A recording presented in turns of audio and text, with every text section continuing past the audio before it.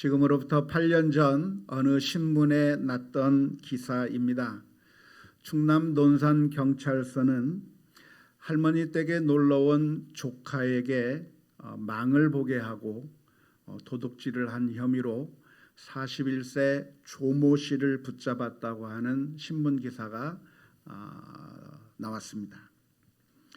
우리가 살아가면서 수많은 도둑질이 있는데요.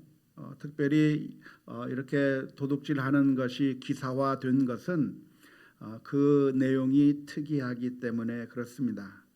이 사람이 조카를 데리고 자신이 예전에 근무하던 지역으로 가서 거기서 도둑질을 했는데요. 유리창을 깨고 그 안에 들어가 50만 원을 훔쳐 달아났는데 나중에 그 망을 보았던 조카가 친구들을 데리고 똑같은 곳에 가서 거기서 친구들에게 망을 보게 하고 50만 원을 훔쳐 달아났다가 CCTV에 찍혀 결국 잡히게 되었기 때문에 기사화된 겁니다.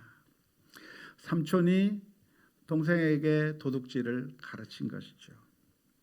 조카의 인생을 망쳐버린 그런 안타까운 사건이라고 말할 수가 있겠습니다. 가르치지 말아야 될 것을 가르쳐 버린 것인데요. 오늘 읽은 잠언서 22장 6절 말씀은 마땅히 행할 길을 아이에게 가르치라.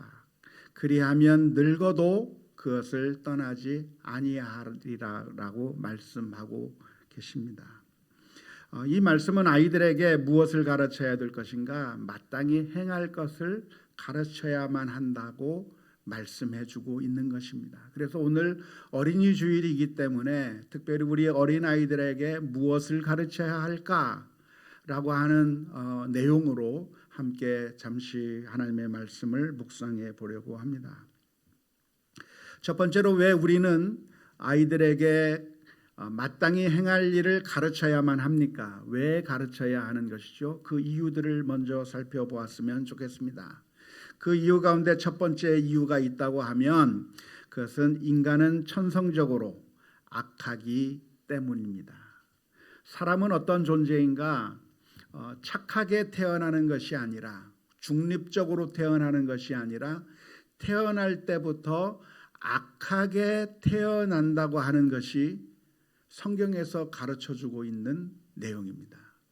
철학자들은 인간이 태어날 때 선한 마음을 가지고 태어나는지, 그런데 살다 보면 그렇게 악을 접하게 돼서 악하게 되는 것인지, 아니면 사람이 처음에 태어날 때 악하게 태어나지만 가르쳐서 나중에 선하게 되는 것인지, 아니면 사람이 중립적으로 태어나는지에 대해서 철학자들은 많은 논의를 해왔습니다.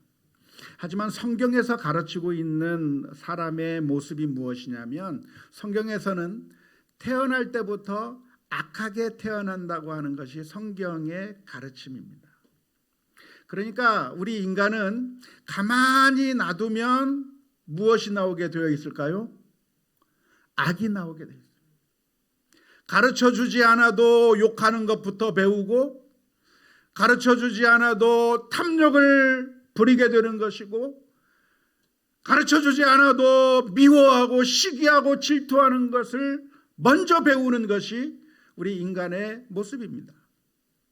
그래서 천성적으로 태어날 때부터 죄의 모습을 가지고 태어나는 인간이기 때문에 우리가 마땅히 행해야 할 것을 가르쳐야 하는 것이라고 성경은 교훈해주고 있습니다. 이스라엘 민족이 출애굽한 다음에 들어간 가나안 땅에서 이스라엘 민족들은 행복하게 산 것이 아니라 죄로 인해서 타락해버렸고 그래서 하나님으로부터 심판을 받았다고 하는 이야기가 사사기의 말씀 가운데 기록되어 있습니다. 그런데 왜 이스라엘 민족들은 그 가나안 땅에 들어가서 이렇게 타락하게 되었을까요? 그것은 마땅히 행할 일을 가르쳐주지 않았기 때문에 그렇습니다. 하나님의 은혜를 경험했던 조상들, 하나님을 생생하게 만났던 그 사람들이 자기 자녀들에게 하나님이 어떠한 분이신가, 우리가 어떻게 행해야 되는가에 대해서 알려주어야 되는데, 마땅히 행할 길을 알려줘야 되는데 그렇게 알려주지 않아서 하나님을 모르는 세대가 태어나게 되었고, 그들은 자연스럽게 악한 길로 가다가 망해버린 것이라고 사사기서에서는 기록하고 있습니다. 그런데 그 사사기에서 기록된 그 이야기가 남의 이야기가 아니라 바로 현재 대한민국 이 땅에서 일어나고 있는 현상입니다. 오늘날 우리 한국의 상황을 진단해 보면 믿음의 세대가 일어나고 있는 것이 아니라 악한 세대가 나타나고 있어요. 믿음을 잃어버린 세대가 존재하고 있어요. 부모님의 세대 가운데 신앙을 가지고 그 신앙이 전수가 되어서 우리 자녀들이 믿음으로 살아가지 않고 악을 행하며 하나님에게서부터 떠나버린 세대가 지금 이 우리들의 미래 세대라고 해도 과언이 아닌 겁니다. 우리 대한민국에서 지금 현재 젊은이들이, 우리 청소년들에게 있어서 신앙이 많이 잃어버렸고, 그래서 우리 자녀들의 미래가 밝지 않다고 하는 것이 우리가 보고 있는 현상입니다. 최근에 우리 N번방 사건이라고 하는 것이 터졌는데요. 아직 그 실체가 온전히 다 드러나지 않아서 뭐라고 말할 수는 없겠지만, 지금까지 조사된 바에 의하면 주로 그 방에 들어와 있던 그 범죄에 동참했던 사람들이 주로 누구죠? 청소년들이 많아요. 10대 청소년들이 악을 행하고 있는 모습들이 그냥 드러나고 있는 모습이 보여지는 것이죠. 왜 우리는 우리 자녀들에게 마땅히 행할 일을 가르쳐야 되는가? 그것은 우리들이 태어날 때부터 악하게 태어나기 때문이라고 하는 것을 기억해야 할 줄로 믿습니다. 두 번째로 우리는 왜 가르쳐야 됩니까? 그것은 이 세상은 우리 자녀들을 향해서 악한 것을 계속해서 주입하고 있기 때문에 그렇습니다. 우리가 지금 알지 못하는 상황 가운데서 이 세상은 우리 자녀들을 향해서 계속해서 교육하고 있습니다. 악을 행할 것에 대해서, 하나님을 버릴 것에 대해서 온갖 많은 그 정보들이 우리 자녀들에게 쏟아지고 있는데, 우리 자녀들이 인터넷을 하면 그 인터넷을 통해서 불신앙적인 내용들이 우리 자녀들에게 영향을 끼치기 시작합니다. 친구들과의 그 관계 속에서 친구들이 우리 자녀들에게 영향을 끼치기 시작합니다. 그러니까 우리 자녀들이 아무것도 배우지 않는 상태에 있는 것이 아니라 우리 자녀들을 향해서 끊임없이 악한 생각과 잘못된 생각들을 주입해주고 있는 그런 환경 가운데 있다고 하는 것을 우리가 경각심을 가지고 깨달아야 될 것이라고 믿습니다. 우리는 일주일 내내 우리 자녀들에게 전혀 손을 대지 않습니다. 그냥 내버려 뒀다가 그러다가 주일날 아침만 되면 얘야 교회 가야지 그래요. 그런데 우리 자녀들은 일주일 내내 무엇을 교육받고 있냐면 인터넷을 통해서, 학교를 통해서, 친구들을 통해서 하나님이 없다고 하는 이야기를 듣고, 이 세상은 우연히 생긴 거라고 하는 이야기를 듣고, 온갖 악한 정보들을 다 듣고 교육을 받으면서 일주일 내내 그 교육에 노출되고 세뇌되어 있다가, 그러다가 주일날 아침에 교회 가자고 하는 이야기를 들으면 이게 무슨 소리지? 하면서 반응을 하지 않게 되어 있는 것입니다. 이 악한 세상은 우리 자녀들을 향해서, 아니 우리 자녀들뿐만이 아니라 모든 사람들을 대상으로 악을 교육하고 있다고 하는 이 사실을 우리가 경각심을 가지고 인식해야 될 것이라고 믿습니다. 담배 광고를 어떻게 하는지 아세요? 담배 광고. 우리나라에서는 어떻게 하는지 잘 모르겠는데요. 제가 미국에 있을 때 보니까 담배 광고를 어떻게 하냐면 그 담배 광고 그 문안을 가게에다가 다 붙여놓는 겁니다.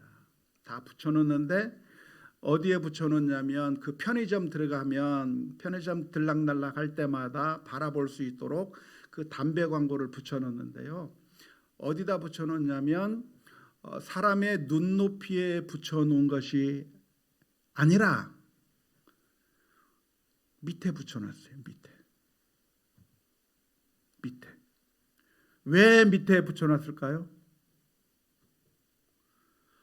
어렸을 때 꼬마 아이들이 엄마 아빠 손 붙들고 편의점 안에 들어갈 때 그 꼬마 아이들의 눈높이에 정확하게 각인이 되도록 말보로라고 하는 그 담배 광고를 빨갛고 노랗고 한 그 광고를 해서 그 이름이 딱 박힌 것을 아이들이 쉽게 잘 인식할 수 있도록 그 문 앞에 붙여놓은 거예요. 우리 아이들이 그 편의점에 들어가면서 그 브랜드를 보고 매일매일 보면서 익숙하게 여기면서 아, 저런 게 있구나, 저게 좋은가 보다, 그게 익숙하게 여겨지도록 날마다 세뇌를 시켜서 결국에 성년이 되면 자연스럽게 손이 갈 수 있도록 만드는 그 전략을 쓰고 있는 것이죠. 우리는 우리 아이들에게 신앙을 가르치고 마땅히 행할 길을 가르치기 위해서 전혀 노력하지 않고 방치하고 있다가 주일날 아침이 되면 허겁지겁 교회 가야지하고 혼을 내고 화를 내면서 우리 아이들이 더 기분 나쁘게만 만들고 하면서 우리 아이들의 신앙을 방치해두고 있는데, 이 세상은 우리 아이들을 사탄의 자녀로 만들기 위해서 온갖 세뇌 공작으로 하루 24시간 내내 매 순간순간마다 우리 아이들에게 악한 것을 주입하면서 살기 때문에 이 세상은 우리 자녀들을 망가뜨리기 위한 세뇌 교육을 하고 있기 때문에 우리들은 마땅히 행할 길을 경계심을 가지고 가르치지 아니하면 안 될 것이라고 믿습니다. 신명기 6장 6절부터 9절의 말씀은 이렇게 표현합니다. 오늘 내가 내게 명하는 이 말씀을 너는 마음에 새기고 내 자녀에게 부지런히 가르치며 집에 앉았을 때든지 길을 갈 때든지 누워있을 때든지 일어날 때든지 이 말씀을 강론할 것이며 너는 또 그것을 내 손목에 메어 기호를 삼으며 내 미간에 붙여 표로 삼고 또 내 집 문설주와 바깥문에 기록할지니라. 오늘날 유대인들은 이 말씀대로 철저하게 지키면서 삽니다. 그래서 옷 같은 데 성경 말씀을 달아두기도 하고 예배할 때 보면 머리에 띠를 뜨고요 미간에다가 성경 말씀을 붙이기도 하고, 유대인이 사는 집 앞에 가보면 집 문서주에 성경 말씀을 붙여놓은 조그만 박스를 달아놓는 것을 많이 볼 수가 있었습니다. 그런데 이 말씀은 그렇게 우리들도 그렇게 성경 구절을 달고 다니라고 하는 그런 말씀이 아니라, 문자적인 적용이 중요한 것이 아니라 이 말씀을 통해서 우리에게 해주시는 말씀이 무엇이냐면 끊임없이 하나님의 말씀을 우리 자녀들에게 잘 가르치라고 하는데 방점이 찍혀 있는 거예요. 여기다가 성경 말씀을 달고 다니라고 하는데 방점이 찍혀 있는 것이 아니라 정말 우리 자녀들을 사탄의 그 유혹으로부터 지켜내기 위해서 매 순간순간마다 지혜를 가지고 우리 자녀들에게 마땅히 행할 일을 가르치는 그 일을 해야 된다고 하는 것을 기억해야 할 줄로 믿습니다. 세 번째로 우리가 가르쳐야 될 이유가 무엇입니까? 그것은 우리가 우리 자녀들을 가르친다고 한다면 놀라운 결과를 보게 될 것이기 때문에 그렇습니다. 우리 아이들을 가르치면, 마땅히 행할 일을 가르치면 그것이 아무 의미가 없는 것처럼 생각이 됩니다. 아이들은 우리들의 말에 귀를 기울이지 않는 것 같고 아무리 이야기해도 귀찮게 생각하는 것 같고 전혀 우리들의 말에 귀를 기울이지 않는 것 같지만, 그러나 가르침은 엄청난 효과가 있는 것이고 그 결과가 분명하게 나타나 있는 것이 그게 바로 교육이라고 하는 것을 기억해야 합니다. 사람들은 듣지 않는 것 같지만, 변화가 없는 것 같지 않지만 사실은 부모님들에게 주어진 이 가르침의 그 권세가 정말 크다고 하는 사실을 먼저 기억해야 될 줄로 아는데요. 라이프진이라고 하는 그 학자는 이런 말을 했다고 합니다. 우리에게 교육을 달라. 그러면 내가 반세기 만에 유럽인들의 생각을 완전히 바꿔놓겠다고 하는 말을 했습니다. 물론 과장된 표현이죠. 하지만 교육을 하고 아무리 가르쳐도 변화가 없는 경우도 굉장히 많습니다. 하지만 정말 우리가 가르친다고 하면, 말을 하게 된다고 하면 그것이 잘못 전달이 되는 것이 아니라 효과가 있고 우리 아이들의 삶을 바꿀 수 있다고 하는 사실을 우리가 분명하게 기억하고 마땅히 행할 길을 가르치는 우리가 되어야 될 줄로 믿습니다. 제가 어렸을 때 저희 어머니는 무슨 얘기를 많이 하셨냐면 이런 얘기를 많이 하셨어요. 얘야, 나중에 너 결혼하려고 하면 그 안경 쓴 여자는 만나지 마라. 눈 나쁜, 눈 시력이 안 좋은 여자는 만나지 마라. 그런 얘기를 가끔씩 한 번씩 해 주셨어요. 그 이야기를 한 이유가 무엇이냐면 창세기의 말씀 가운데 레아가 알력이 부족하다고 하는 거기에서 아마 착안을 하신 것 같은데 별로 중요한 가르침은 아닌 것 같아요. 안경을 쓰면 어떻습니까? 사람 눈 나쁜 게 나쁠 수도 있고 좋을 수도 있는 것이 아무런 의미가 없는 것이죠. 그런데 제가 어렸을 때 그 이야기를 몇 번 듣고 자랐는데요. 이성의 눈이 뜨여지기 시작하고 그래서 이성을 만나게 될 때 그게 제 행동을 어느 정도 좌우를 하는 거예요. 그래서 대학 갔을 때 누구를 만났냐면 안경 쓴 여자가 있었어요. 여학생이 있었는데 참 마음도 곱고 성품도 좋고 정말 좋은 자매가 하나 있었어요. 그런데 안경을 썼어요. 그러니까 마음이 안 끌리는 거예요. 마음이 안 끌려요. 우리 어머니가 했던 그 말 한마디가 제 마음속 어느 깊은 곳에 있는 거예요.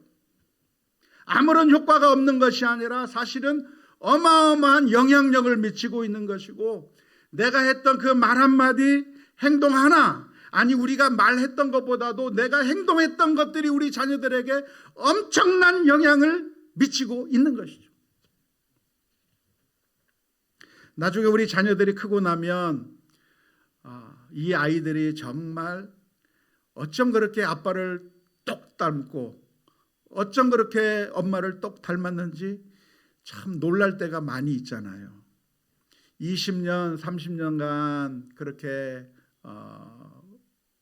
그렇게 성장한 사람이 나중에 결혼하게 되면 아내하고 남편하고 서로 성격이 안 맞아가지고 막 서로 막 고치려고 하는데, 그때 이제 결혼한 여성은 이렇게 생각하죠. 이 남자가 나를 사랑하면 행동을 고칠 수 있을 텐데 하는데 고쳐집니까?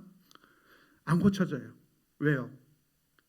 우리 부모님에게 받은 눈으로 보고 귀로 들었던 그 교육의 효과가 너무나도 커서 도무지 바꿀 수 없는 것을 우리가 경험하게 되는데, 이와 마찬가지로 교육이라고 하는 것은 어마어마한 파워가 있기 때문에 마땅히 행할 일을 어렸을 때 가르쳐야 될 줄로 믿습니다. 두 번째로, 그럼 우리는 이것을 누구에게 가르쳐야 합니까?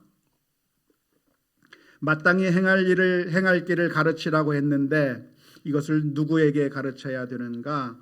오늘 말씀에 보면 아이들에게 가르치라고 말씀해 주고 있습니다. 왜 아이에게 가르치라고 말합니까? 그것은 아이였을 때 가르치는 것이 아주 효과가 크기 때문에 그렇습니다. 우리나라 속담에 3살 버릇이 언제까지 간다고 그러죠? 80까지 간다고 그래요. 그 말의 의미가 무엇인가요? 80 지나면 효과가 떨어진다는 얘기인가요? 그게 아니죠. 이 속담이 만들어진 것은 60세 살면 많이 살았다고 축하해주고 환갑잔치 하던 그 시절에 만든 속담이에요. 인생이라고 하는 게 60 살면 정말 많이 살았다고 생각되는 그 시절에 만든 속담이 뭐냐면 3살 버릇이 80까지 간다고 하는 그 말을 하는 거예요. 우리 아이들에게 가르치면 그 아이들이 그것을 가지고 살아갈 수밖에 없기 때문에 우리가 우리 아이들에게 마땅히 행할 길을 가르쳐야 될 줄로 믿습니다. 세 번째로 그럼 누가 가르쳐야 됩니까? 우리 부모님들이, 우리가 가르쳐야 될 줄로 믿습니다. 우리는 스스로 보면서 우리 자신이 별로 자격이 없다고 하는 것을 많이 느끼게 됩니다. 특별히 우리가 다른 것에 대해서는 잘 가르치긴 하는데 마땅히 행할 길에 대해서는 잘 가르치지 못하는 경우가 많습니다. 왜냐하면 마땅히 행할 길을 나도 잘 행하지 못하고 있는데 나도 행하지 못하는 것을 어떻게 우리 자녀들에게 말할 수 있을까? 내가 말하면 우리 자녀들이 나를 보면서 아빠나 잘하세요, 엄마나 잘하세요, 그런 말을 할 것만 같아서 우리는 너무나도 내 자신이 자격이 없기 때문에 그래서 우리 자녀들에게 잘 말을 하지 못할 때가 많이 있습니다. 그런데 놀라운 것은 성경 말씀은 무엇을 가르치고 있냐면, 그런데 마땅히 행할 길을 너희가 가르치라고 말씀해 주고 있는 겁니다. 우리가 가르쳐야 될 이유가 무엇인가? 그것은 우리가 완벽하기 때문에 가르치는 것이 아닙니다. 사실 완벽한 사람은 이 세상에 단 한 사람도 없습니다. 심지어 이 자리에 서 있는 저도 완벽하지가 못해요. 설교를 할 때 제가 설교의 말씀대로 완벽하게 잘 살아서, 그래서 그것을 내가 살아보니 이렇게 사는 것이 좋겠다고 여러분들에게 말씀해 주면 얼마나 좋겠어요. 우리가 신학교에서 배우는 설교학에 의하면 설교학 교수님이 이런 이야기를 많이 했어요. 여러분 설교하려면 여러분들이 먼저 그 설교의 말씀대로 살고 그리고 설교해야 된다고 그렇게 우리들에게 도전해 주었습니다. 그런데 그렇게 먼저 잘 살라고 하는데 설교자가 그 설교 말씀대로 살 수 있을까요? 없을까요? 잘 살지 못해요. 완벽하지가 못한 거죠. 그래서 늘 고민이 뭐냐면 하나님의 말씀대로 살지도 못하면서 하나님의 말씀대로 완벽하지 못한 제가 어떻게 이 말씀을 하나님 앞에 말씀이라고 전할 수 있을까? 두려워서 설수기가 정말 힘든 거죠. 그런데 성경 말씀은 무엇이냐면, 그러니까 네가 자격이 없으면 입 다물고 있어라, 자격이 없으면 가르치지 마라 라고 말씀해 주시는 것이 아니라, 그럼에도 불구하고 마땅히 행할 길은 가르치라고 말씀해 주고 있습니다.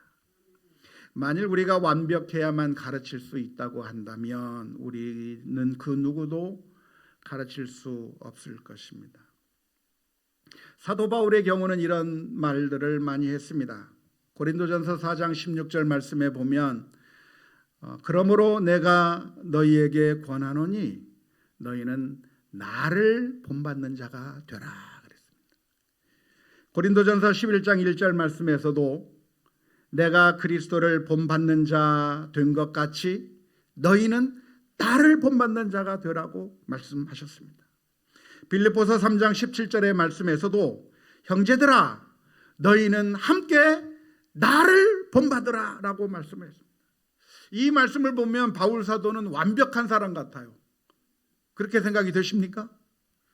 바울 사도는 완벽하니까 이런 얘기를 할 수 있었던 것이지, 나를 본받아라, 나를 따라와라, 나와 같이 해라 라고 말할 수 있었던 것은 바울 사도가 완벽한 사람이었기 때문에 그래도 이런 말을 할 수 있었을 것이라고 생각하기가 쉽습니다.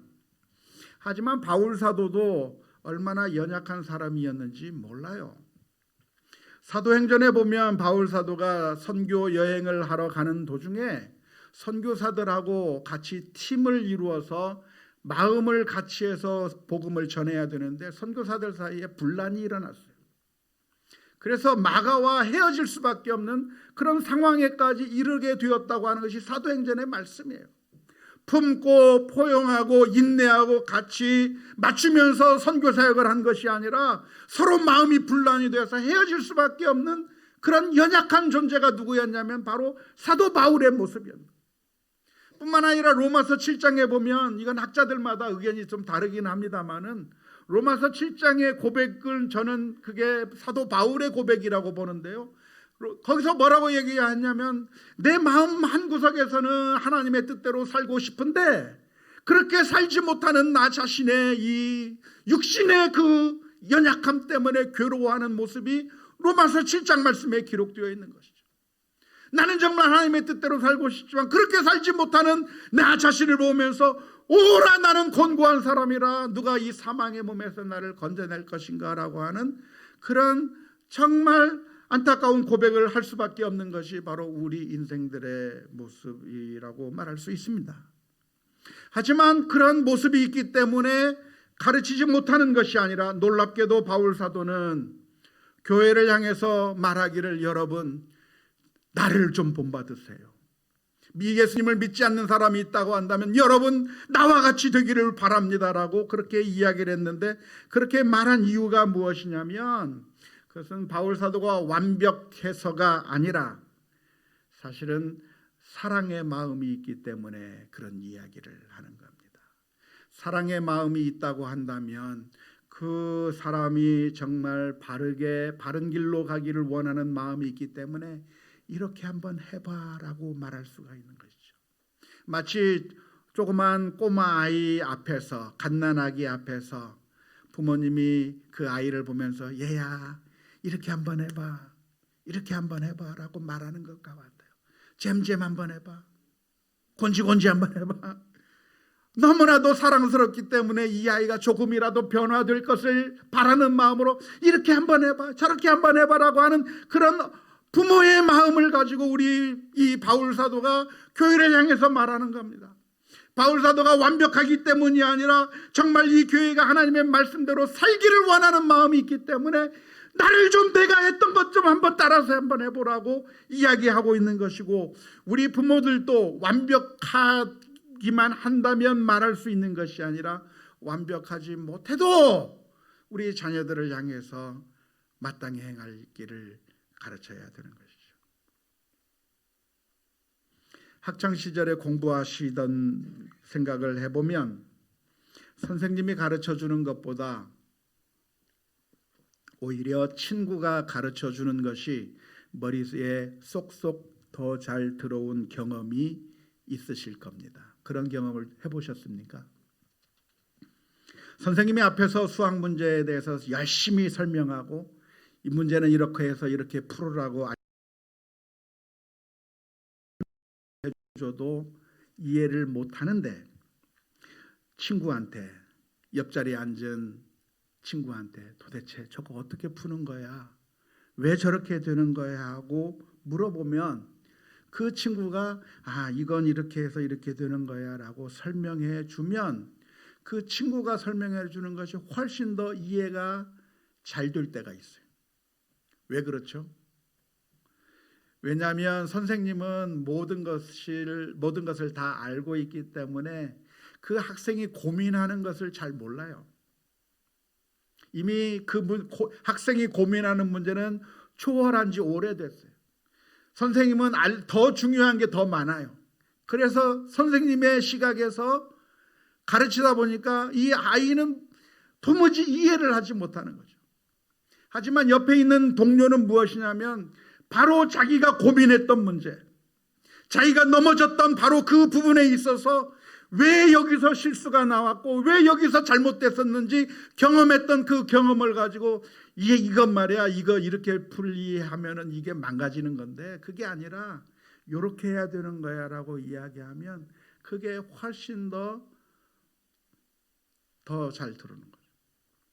친구가 100점 만점짜리여서 잘 가르쳐 주는 것이 아니라 70점밖에 못 받는 친구지만 똑같은 고민, 똑같은 그 막혔던 부분에 대해서 이야기해 줄 때 쉽게 더 와 닿는 것처럼 복음을 가르치고 마땅히 행할 길을 가르치는 것이 우리가 완벽해야만 가르칠 수 있는 것이 아닙니다. 사실 우리 부모님들은 완벽하지 않아요. 늘 넘어져요. 우리의 생각대로 하나님의 말씀대로 잘 사는 것이 아니라 우리 자신이 모순 덩어리. 하나님을 사랑한다고 말은 하면서도 하나님을 사랑하는 것이 아니라 물질을 더 많이 사랑했고 하나님의 뜻대로 살기보다는 하나님의 뜻을 배반하면서 살았던 사람들이 바로 우리들의 모습입니다. 그런데 그런 연약한 모습을 가지고 있는 내가 어떻게 우리 자녀들에게 마땅히 행할 길을 가르칠 것인가? 그러면 우리 자녀들이 하는 말이 아빠나 잘하세요 라고 항의할 것인가 라고 두려워서 떨 것이 아니라, 사실은 바로 그러한 연약한 모습 때문에 예수님께서 이 세상에 오셔야만 했고, 그래서 주님께서는 나와 같은 죄인도 구원해 주셨듯이 너도 하나님의 사랑을 받을 수 있다, 너도 하나님의 은혜를 받을 수 있다고 하는 그 메시지를 전달할 때에 우리 자녀들이 복음의 눈을 뜨게 될 것입니다.